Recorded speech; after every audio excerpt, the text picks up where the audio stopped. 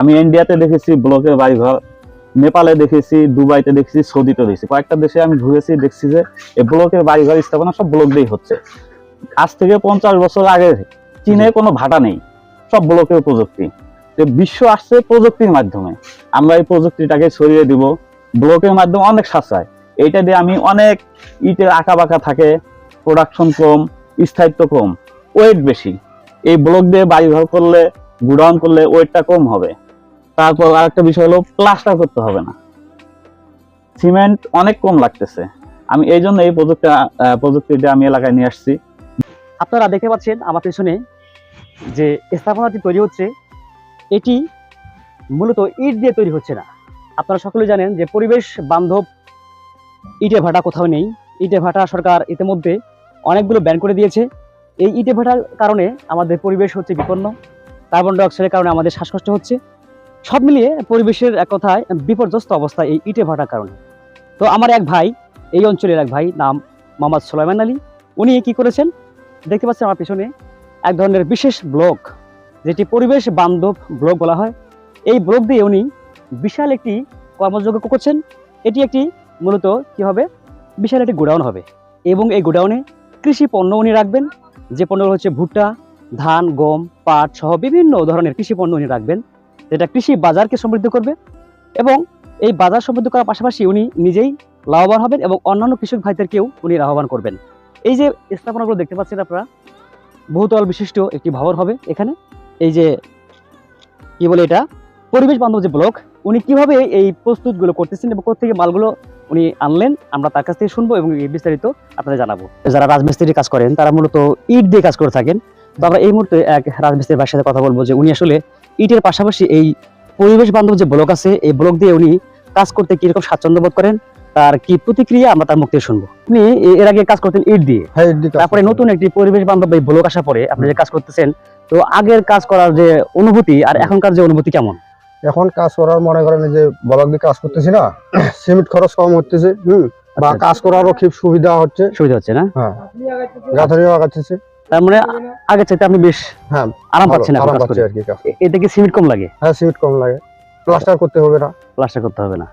আর এই যে আপনি যে কাজ করছেন, এর আগে ইটের কাজ করছেন, হ্যাঁ, এটা তো অনেকটাই কি বলে সাশ্রয়ী, দাম কম নাকি? আচ্ছা ভাই, আপনি যে এই মালটা হাতে নিলেন, ইটের তুলনায় এটা মূলত একটু ভার বেশি না? হ্যাঁ, অনেক ভার বেশি, 10 থেকে 12 কেজি হবে। 12 কেজি। দেখি একটু দর্শক, এই যে দেখেন পরিবেশ বান্ধব যাকে ব্লক বলছি আমরা, এই যে এটা একটু দেখেন, এর ভিতরে ছিদ্র আছে। আচ্ছা ভাই, এই যে ছিদ্র থাকার কারণটা কি? ছিদ্র থাকার কারণ ওই যে সিমেন্ট বালু দিয়ে তারপর এরকম ঘষা দিলে একটু সিমেন্ট ঢুকে তারপর ইট মজবুত হয়ে বসে থাকে। এরকম একটা ইয়ার ব্লকের দাম কত হতে পারে? 65 টাকা কেরাং খরচ সহকারে 65 টাকা। আর এই ভাই যেটা বললো যে এখানে কোনো কি বলে এই প্লাস্টার লাগবে না। হ্যাঁ। আচ্ছা আচ্ছা। আর আপনাদের বাসা কোথায়? আমাদের বাসা দেবীগঞ্জ থানা, লক্ষ্মীনারায়ণ বাড়ি। তাহলে আপনি কি মনে করেন যে এই ইটের তুলনায় এটা কাজ করতে বেশ সুবিধা? হ্যাঁ, সুবিধা, অনেক সুবিধা। তাহলে অন্যান্য ভাই কাজ করতে পারলে এটা করা পারবে তো? হ্যাঁ, পারবে, কোনো সমস্যা নেই। আচ্ছা আচ্ছা, ধন্যবাদ। জি, আমরা কাজ করি। দর্শক, নতুনত্ব মানেই বাগদাদ, আর প্রযুক্তি মানেই হলো বাগদাদ। হ্যাঁ দর্শক, আমরা সেই বাগদাদ গ্রুপের পরিচালক যারা মোহাম্মদ সুলাইমান আলী ভাইয়ের কাছে আমরা এসেছি। আমরা ইতিপূর্বে দেখিয়েছি যে এই পরিবেশ বান্ধব যে ব্লক, এই যে ব্লক কত সুন্দর দেখতে পাচ্ছেন। এখন আমরা সেই ভাইয়ের সাথে ফেস টু ফেস আলাপ করবো। আমরা ভাইকে জানাচ্ছি। ভাই আসেন। আসসালামু আলাইকুম। ওয়ালাইকুম আসসালাম। ভালো আছেন? হ্যাঁ, আছি, ধন্যবাদ। হ্যাঁ, আমরা ইতিমধ্যে আপনাকে জানিয়েছি যে আমরা আজকে সারাদিন আপনার এই কার্যক্রম দেখলাম। তো আপনার কাছে মূলত প্রশ্ন যে আপনি আসলে এই ইটের বদলে আপনি কেন এই পরিবেশ বান্ধব ব্লকের প্রতি ঝুঁকলেন এবং এই পরিবেশ বান্ধব ব্লক দিয়ে আপনি কেন কাজ করছেন? আচ্ছা, ধন্যবাদ আপনাকে। বিষয় হলো যে ব্লক একটি সাশ্রয়ী প্রোডাক্ট, এটি ইটের চাইতে অনেক সাশ্রয়ী। সেটা আমি উন্নত বিশ্বে সবাই কিন্তু বাড়ি ঘর স্থাপনা ব্লকের মাধ্যমে হচ্ছে।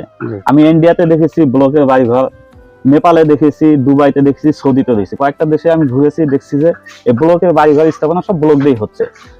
আজ থেকে 50 বছর আগে চীনে কোনো ভাটা নেই, সব ব্লকের প্রযুক্তি। বিশ্ব আসছে প্রযুক্তির মাধ্যমে, আমরা এই প্রযুক্তিটাকে ছড়িয়ে দিব।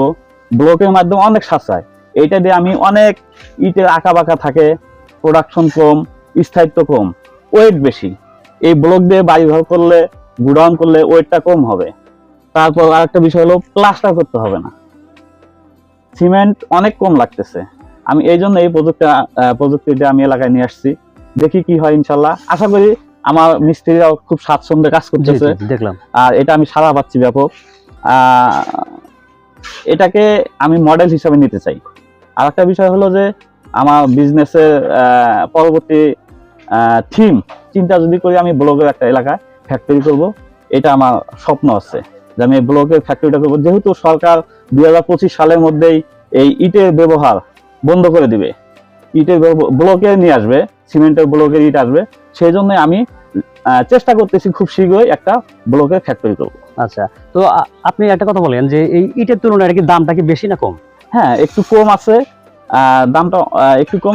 এটা দিয়ে আমি দেখি কত দূর, প্রায় 30% আমার সাশ্রয় হবে আশা করতেছি। আমি যেভাবে সিমেন্ট কম লাগতেছে, মিস্ত্রি খরচ কম লাগতেছে, 30% সেভ হবে। আচ্ছা আচ্ছা, এই যে আমার দর্শক ভাইরা দেখছেন যে ওরা যদি কেউ এই কাজটা করতে চায়, মূলত বাসা এবং তার ব্যক্তিগত বিজনেসের কাজে যদি লাগাতে চায়, তাহলে আপাতত তারা এই মালটা করতে পারবে।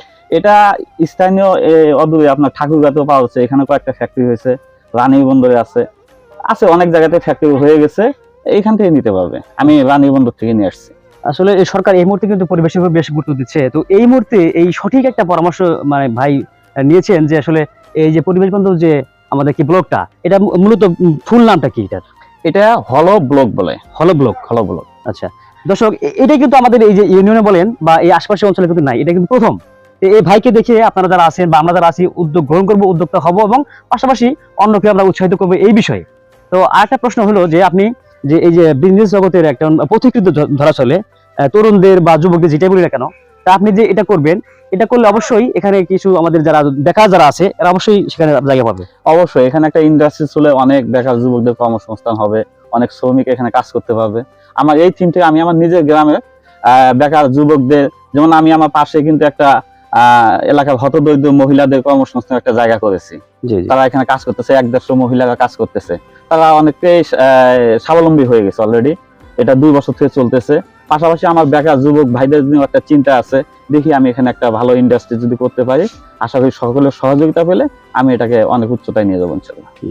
দর্শক, আসলে এই ভাইকে আমরা অসংখ্য ধন্যবাদ জানাচ্ছি এই কারণে যে উনি একজন সফল ব্যবসায়ী, পাশাপাশি উনি যে নতুনদের যে উনি একটা সুযোগ করে দিচ্ছেন, মানে কর্মক্ষেত্র যে করে দিচ্ছেন, এই জন্য আমরা আবারও ধন্যবাদ জানাচ্ছি। এবং সেই সঙ্গে বলে যাচ্ছি ভাইকে যে আপনার যে আরো যে ইন্ডাস্ট্রি আছে এখানে, যে হেয়ার কাটিং যে কি দেখলাম নামটা সেটা খেয়াল নাই, আমরা সেই কোম্পানিতে আমরা কোনো একদিন আবার আসবো, আপনার উপর সেটা প্রতিবেদন করে নিয়ে যাবো এবং মানুষকে দেখাবো।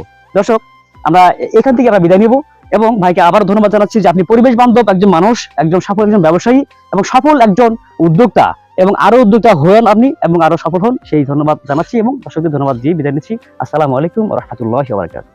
ধন্যবাদ স্বপ্ন কৃষির টিমকে। জি, ধন্যবাদ। আসসালামু আলাইকুম।